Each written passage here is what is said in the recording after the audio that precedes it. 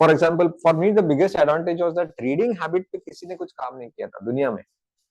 There were book summaries but they are focusing on book summaries.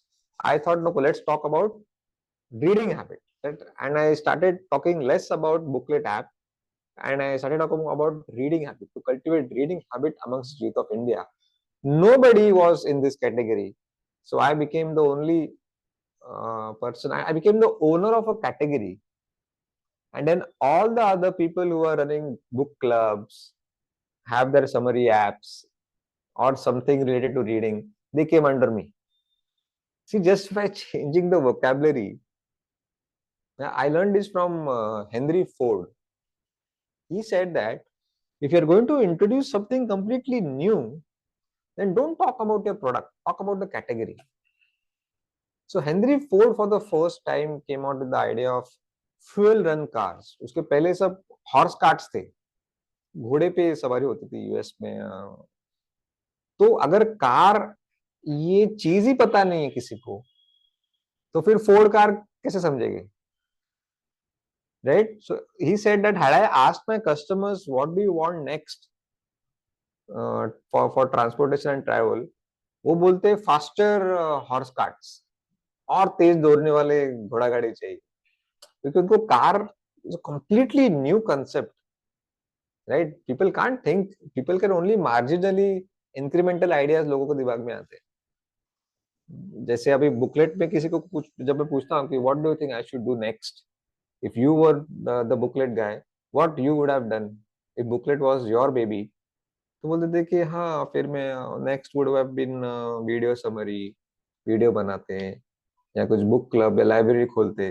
So all the ideas are marginally incremental, but I am going to come out with board game now, board game based on books, and the claim is that if you play that board game for 5 to 10 times, knowledge of 22 books will go in your mind.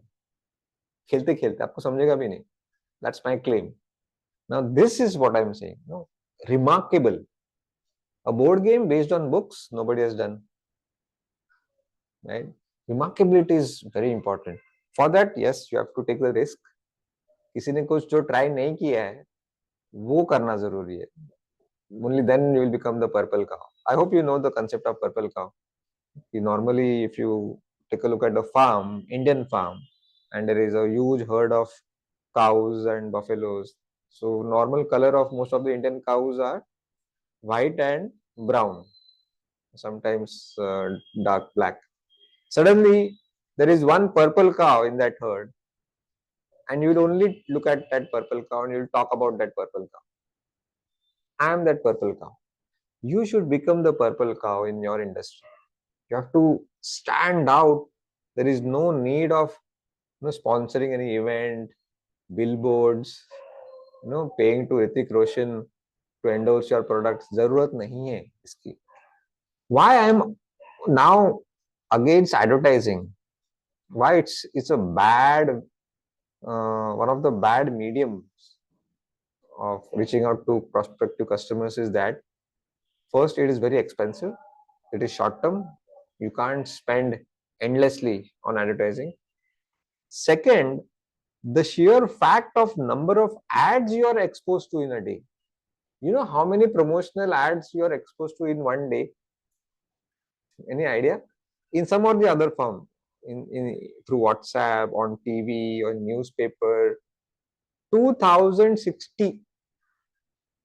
You are exposed to 2060 promotional activities in one day. आपको पता भी नहीं चलता होगा. इतने सारे में आपको कैसे याद रहेगा? आजकल आप एड्स के बारे में बात करते हो कि अरे वो एड कितनी अच्छी थी. Whereas 20 years ago, I remember, me and my brother and sister had discussed about that धारा ad. धारा नाम का कोई ये था प्रोडक्ट. वो बच्चा घर छोड़ के जाता है और दादाजी उसको बोलते हैं कि घर पे तो पकोड़े बने हैं, और वो इसी में वापस घर पे आ जाता है. तो I remember this ad which I had seen like 20 years ago. But आजकल के एड्स, ऐसा नहीं कि एड्स अच्छे नहीं होते, एड्स बहुत ही अच्छे होते हैं, क्रिएटिव होते हैं, स्टोरी लाइन होती है, but because of the sheer number of ads you are exposed to, उसका इफेक्टिवनेस कम हो गया. So I request, don't spend too much on ads. They will not work. They don't work. You will unnecessarily spend a lot of money on ads. ठीक है. In fact आजकल हुआ क्या है, funding लेते हैं ना स्टार्टअप्स, तो उसमें से 50% तो वो एड्स में ही खर्चा करते हैं, और फिर फ्री फ्री बोल के ऐप डाउनलोड्स निकालते हैं, फिर बोलते हैं, देखो हमारे पास इतना यूजर बेस है. तो ये जो बबल है वो एक बहुत जल्दी वो फट जाता है फिर. Right. Major funding should go in developing the product and improving the product, not on marketing and ads. Yeah. One way of being remarkable, and I think this could be a repetition because हमने थोड़ा discuss किया था, but it is coming again and again in marketing books, to reduce down the number of offering to only one or two, and this works wonderfully. Yeah. I'll give you so many examples. मेरे बहुत CA friends हैं जो general practice कर रहे हैं, मतलब GST का भी कंसल्टेंसी कर रहे हैं, इनकम टैक्स भी कर रहे हैं, ऑडिट भी कर रहे हैं, और क्या है वो फॉरेन एक्सचेंज भी कर रहे हैं, सब कर रहे हैं. इसको general practitioner of chartered accountants. मेरी एक फ्रेंड है, there was one topic in our CA syllabus called transfer pricing, और वो काफी डिफिकल्ट था. 10 मार्क के लिए आता था, 5 मार्क की, तो मैंने उसको छोड़ दिया था ऑप्शन में. मैंने वो कभी किया नहीं, लकीली मेरे टाइम आया नहीं, इसलिए मैं गलती से पास हो गया CA. This girl, after becoming CA, she focused only on that narrow topic called transfer pricing. Basically, transfer pricing is a company having multiple existence in different countries. So, for example, Procter and Gamble has presence in India, US, Canada, Dubai, सब जगह पे है. तो transfer pricing का कुछ होता है income tax में, where there could be double taxation in two countries, तो नुकसान होता है. उसमें she has specialized. So she is no more a practicing chartered accountant. She is called as a transfer pricing expert. दुनिया के जितने भी ट्रांसफर प्राइसिंग के प्रॉब्लम्स आएंगे तो उसके पास ही आएंगे. सी बाय कटिंग जो टॉपिक मैंने ऑप्शन में छोड़ा था सीए के पढ़ाई के वक्त, उसमें उसने करियर बना दिया खुद का. पर इसमें हिम्मत लगती है, because saying no to the initial clients that I don't do GST, I don't do that boring income tax return filing, right? Saying that no to the initial 1,000 customers, clients, उसके लिए बहुत जिगरा लगता है. You need to have a lot of courage and audacity to say no and stick to that. She stuck to that transfer pricing कि नहीं मैं यही करूँगी. And today, no wonder she's one of the most successful practitioners in Mumbai. I'm proud to be her friend. So now you think, but when we are on this side of the table as producers, we think that if we offer too many services under one roof, then I'll be able to attract more customers. ऐसा होता है ना usually. Now you must be thinking कि am I not contradicting with cheese factory? Cheese factory का example. Cheese factory is giving like 1,000 options in your menu card. इतने option दिए कि that itself became a top trigger. Okay.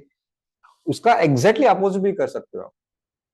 Now there is no, I can't even call it as a restaurant. It just a क्या बोलते हैं joint है खाने का, station के बाहर 10 by 10 फुट का रहेगा वो, and it is crowded 24/7. You know what does he sell? The name of that dukan shop is called Momo's Appetizer. He sells only momos, veg and non-veg. Whereas all the restaurants near him also sell momos, but उसके पास कोई जाता नहीं मोमो खाने को. पता है क्यों? Because those restaurants sell pav bhaji, idli dosa, momos, and whatnot, everything. Now this guy called Appetizer, he cut down all his offerings and selling only momos. So every Tom, Dick, and Harry or college student, when they talk about momos, they'll go only to that shop. No other shop will come to my mind if I want to eat momos because उसने cut down किया ना. Now he's offering only momos. So invariably we think that he must be great. He must be better in selling momos than other people because other people are also making pav bhajis and idlis and dosas. But he is making only momos, so he must be expert in it. हालांकि ऐसा जरूरी नहीं है. It may not be that his momos quality is better than others, but we assume as customers because he's not selling anything else other than momos.